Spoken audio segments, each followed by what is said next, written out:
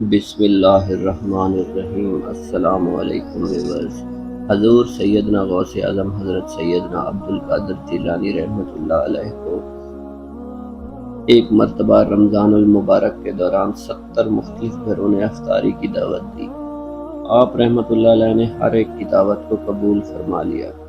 دعوت دینے والے افراد کو ایک دوسرے کی دعوت کا علم نہ تھا۔ آپ مقررہ وقت پر ان سب کے گھروں میں تشریف لے گئے اور ان کے ساتھ افطاری فرمائی۔ اسی دوران آپ نے اپنے آستانہ پر بھی افطاری فرمائی۔ صبح جب ہر شخص اپنی اس سعادت کی گفتگو کر رہا تھا، انہیں معلوم ہوا کہ حضور سیدنا غوث اعظم حضرت سیدنا عبدالقادر جیلانی ہر گھر میں افطاری کر چکے ہیں۔ اسی دوران خدام آستانِ عالیہ بھی آ گئے، کہنے لگے حضور سیدنا غوث اعظم حسب معمول آستانہ عالیہ پر ہی کل افطاری فرمائی تھی۔ جب آپ کی خدمت میں اس بات کو بیان کیا گیا، آپ نے فرمایا تمام لوگ اپنے قول میں سچے ہیں۔ میں نے ہر ایک کی دعوت قبول کی، ہر ایک کے گھر جا کر ان کے ساتھ افطاری فرمائی۔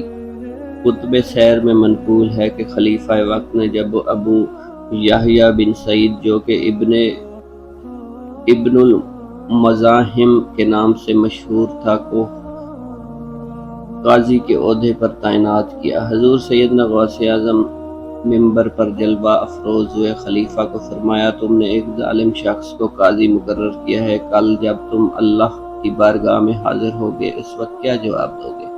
خلیفہ کو جب آپ رحمۃ اللہ علیہ کے اس کتاب کی خبر ہوئی تو وہ کانپ اٹھا، رونا شروع کر دیا۔ فوراً ابو یحییٰ کو قاضی القضاء کے عہدے سے معزول کر دیا۔ حضرت شیخ ابو العباس قدر الحسین موصلی فرماتے ہیں ایک رات ہم حضور سیدنا غوث اعظم حضرت سیدنا عبدالقادر جیلانی کی خدمت میں حاضر تھے کہ خلیفہ وقت حاضر ہوا۔ آپ کی خدمت میں سلام کرنے کے بعد مؤدب ہو کر بیٹھ گیا۔ اس نے آپ کی خدمت میں 10 تھیلیاں دیناروں سے بھری ہوئی پیش کرنا چاہی، آپ نے انہیں قبول کرنے سے انکار فرما دیا۔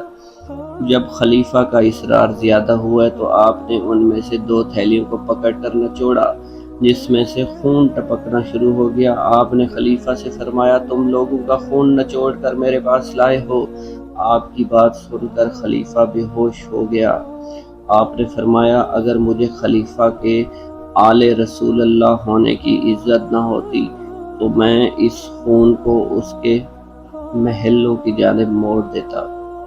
حضرت شیخ ابو القاسم بزاز ابو حفص عمر قیانی سے منقول ہے کہ حضور سیدنا غوث اعظم سیدنا عبدالقادر جیلانی ہوا میں چلا کرتے تھے، فرماتے کہ سورج جب تک مجھے سلام کرنے نہیں نکلتا اور سال میرے پاس آ کر مجھے سلام کرتا ہے اور بتاتا ہے کہ مجھ میں فلاں فلاں واقعات ہوں گے، اسی طرح مہینہ، ہفتہ اور دن مجھے سلام کرتے ہیں اور بتاتے ہیں کہ ہم میں فلاں فلاں امر وقوع پذیر ہوں گے۔ مجھے اپنے رب العزت کی قسم لوح محفوظ میں نیک و بد میری آنکھوں کے سامنے پیش کیا جاتا ہے۔ مشاہدہ الہی، حکم الہی کے سمندر میں غوطہ زن رہتا ہوں۔ میں تم سب پر حجت اللہ ہوں، میں روئے زمین پر رسول اللہ کا نائب و وارث ہوں۔